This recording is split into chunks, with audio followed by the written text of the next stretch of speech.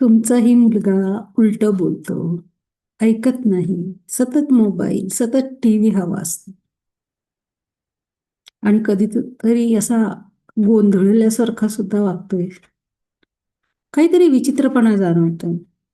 तुम्हाला अपेक्षित आहे जसं नॉर्मल तसा तो वागत नाहीये. काहीतरी बदलायला हवं असं वाटतंय ना. मोबाईल शिवाय जेवत नाही आणि तुम्ही सुद्धा पालक म्हणून गोंधळलेले असालच. तर हा व्हिडिओ नक्की शेवटपर्यंत बघायचा आहे. आजची मुलं हट्टी नाहीत, थोडीशी गोंधळलेली आहेत.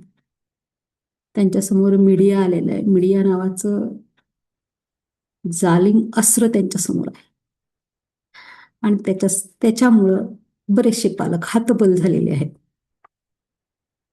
मुलं सेन्सिटिव्ह आहेत, भावना खूप आहेत. राग आहे, भीती आहे, सुरक्षितता आहे आणि काही ठिकाणी असुरक्षित सुद्धा आहे. कधीतरी आईबाप एवढे व्यग्र असतात कामात की लक्षच देत नाहीत. आणि जर काहींना लक्ष द्यायला वेळ असला तरी ते लक्ष कसं द्यायला हवं हेही कळत नाही. मग मूल काय करतं? पळवाटा शोधतं या सगळ्यातून. त्याला जाणवतं आपल्याकडे लक्ष दिलं जात नाही, त्याला जे हवं ते त्याला मिळत नाही आणि या सगळ्या भावना व्यक्त कशा करायच्या हेच त्याला समजत नाही. म्हणून मग ते उलट बोलतात, थोडे अग्रेसिव्ह होतात, थोडी चिडचिड करतात. आपल्याला कळत नाही असं का होते. उलट बोलतात, ऐकत नाही आणि मोबाईल शिवाय काही करायला पाहत नाही. ग्राउंडवर खेळायला नको म्हणतात, एकतर टीव्ही, कार्टून आणि मोबाईल. अर्थात मोबाईल ही त्यांची सवय नाही. ही सवय कुणी लावली? आपणच लावलेली आहे. एकतर कोरोनाच्या काळात लावलेली आहे. कधी कधी आई बापांना त्याचं काही घेणं देणं नसतं. कधी कधी कधी कधी म्हणते किंवा काही घरांमध्ये त्याचं गांभीर्य नाही असं म्हणूया. खरंच गांभीर्य नाही, याचे दुष्परिणाम काय होतील पुढे हे कळत नाही. मोबाईल ही त्यांची सवय नाही, तर ही त्यांनी शोधलेली पळवाट आहे. सगळ्या गोष्टीतून सुटका करून घ्यायची, एस्केप. मग काय आहे बरं, काय करायला हवं? नेहमी एक गोष्ट लक्षात ठेवा, तुमचं मूल वाईट नाहीये. सतत त्याला ओरडणं, सतत भीती घालणं, सतत त्याच्या समोर आपण मोठे असू नये सतत आकांड तांडव करणं, हे नाही करायचं. तो फक्त समजून घेण्याची वाट पाहतोय की तुम्ही त्याला समजून घ्यावं. योग्य पद्धतीने संवाद साधला, ओरडण्याऐवजी त्याचं ऐकून घेतलं, त्याला थोडं मार्गदर्शन मिळालं, योग्य वेळ पाहून त्याच्याशी व्यवस्थित सुसंवाद साधता आला, तर मुलं खूप लवकर बदलतात.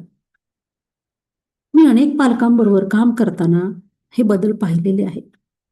संवादामध्ये, शब्दामध्ये खूप जादू आहे. आपल्याला त्याचं महत्त्व कळालेलं नाही. तुम्ही जर योग्य सुसंवाद साधला तर राग शांततेत बदलतो. मोबाईलचं खेळणं जे आहे ते कमी होतं. मोबाईलनं जो त्यांच्या मनाचा ताबा घेतलेला आहे तो हळूहळू कमी व्हायला लागतो आणि नातं पुन्हा घट्ट होतं.